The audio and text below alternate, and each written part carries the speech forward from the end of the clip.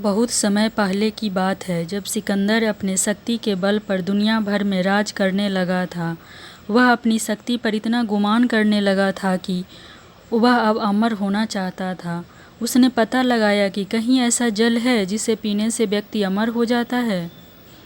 देश दुनिया में भटकने के बाद आखिरकार सिकंदर ने उस जगह को खोज लिया जहाँ पर उसे अमृत प्राप्त हो सकता था।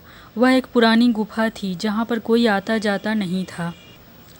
देखने में वह बहुत डरावनी लग रही थी, लेकिन सिकंदर ने एक जोर से सांस ली और गुफा में प्रवेश कर गया।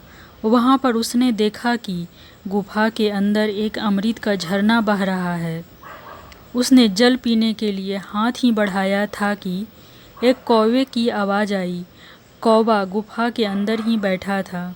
कौवा जोर से बोला, ठहर, रुक जा, यह भूल मत करना। सिकंदर ने कौवे की तरफ देखा।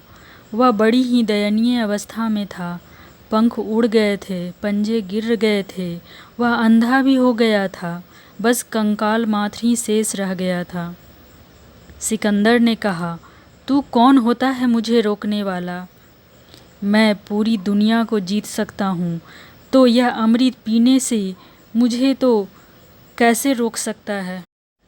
तब कौवे ने आँखों से आंसू टपकाते हुए बोला कि मैं भी अमृत की तलाश में ही इस गुफा में आया था और मैंने जल्दबाजी में अमृत पी लिया।